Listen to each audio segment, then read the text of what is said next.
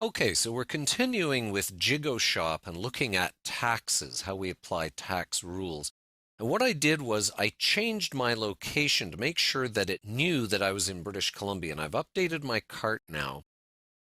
But notice it's still showing me a single tax, GST. Yet over here in my rules, I'm telling it both for British Columbia, put GST, and for British Columbia, add PST as well. In other words, I should be seeing two separate taxes here because I'm in British Columbia. Now, theoretically, this should be solved by this section right here, this attribute called compound. Now, as I understand it, this is supposed to say if you've got multiple tax rules or possibly tax classes, I'm not totally clear on that. If you've got multiple taxes for one place, apply both, compound them. So let's try that. Let's save our tax changes. We've put on compound for both of those. Go back over here to our cart. We're going to update our shopping cart. No, it's still showing that. Let me get rid of my plate here, just in case it's a matter of changing the tax rules. And then, if you try to update your cart after changing tax rules, that may not apply. So let's again try adding our plate back into the cart. Let's go add to cart. And we'll go view our cart. Now, do we get both taxes? Let's see. No, we're still just getting the GST. So even this compounding doesn't seem to be working. All right. So maybe I'm not using it right, but I'm not understanding. When you go to look in JigoShop's documentation, it actually doesn't have compound in the list. It's an older version of the software. We're at 1.3.1 right now. So compound isn't explained in its documentation. I only read that at a forum somewhere. Let's try a different approach here. Now, in Canada, we have what's called HST, which is a combination of the national and a provincial tax. So that's going to be 12%, 5 plus 7 there. Yes, it applies to shipping. I'm going to get rid of this one right here. I can just change it. I don't have to get rid of it. I'm going to call this one plain GST. And in my particular case, HST does not apply to the province of Alberta. So let me go find Alberta again here. And I choose Alberta. So what it's saying is, let me change that to 5% again. And it's got to apply to shipping.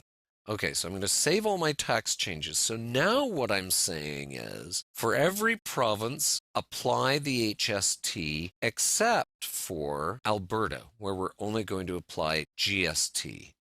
So let's see if that's going to work for us. So I go over here, I'm going to go over to checkout, and I'm going to change my province to Alberta. So if I do that and I refresh my page,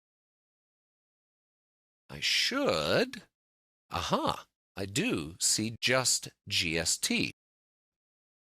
Okay, let's switch it back to prove it to ourselves here. I'm going to switch this to, say, Newfoundland, let's say. Does it automatically refresh? Yes, it actually automatically refreshed. Good, I didn't even need to hit refresh. So now it's doing HST. Let me switch back to Alberta. And it refreshes the page to show GST. So that's encouraging. Now we're able to apply our rules in a particular way. Not quite the way I'd hoped, the way I had thought it might work, but it's one way to do it. So we've got some flexibility even if it's not working properly. An even better way that I would like to be able to do is to use our tax classes here. Okay. And I'm going to put in GST and PST. I put them on a separate line, and I hit Save Tax Changes. Now, here's the difference that makes. When I go over to my products, and I'm going to refresh my product here, and I go to my Advanced tab again down below here, Product Data, Advanced tab, Taxable. Now notice under tax classes, I now have GST and PST as separate classes. This is ideally where I'd like to be, where I would say apply GST and PST to this product. Some products I'll only apply GST. Some don't have a provincial tax on them. Okay. And so I'm going to update this product here. And if I go back over to here, I don't actually have any tax rates under those classes. So I'm going to change this now. I'm going to change this back to GST. Make this my 5%, and it applies to all provinces. And on this one, I'm going to call this PST. I'm going to get rid of it here, and I'm going to apply it back over to my province, back to British Columbia here. There we go. And that's my 7%.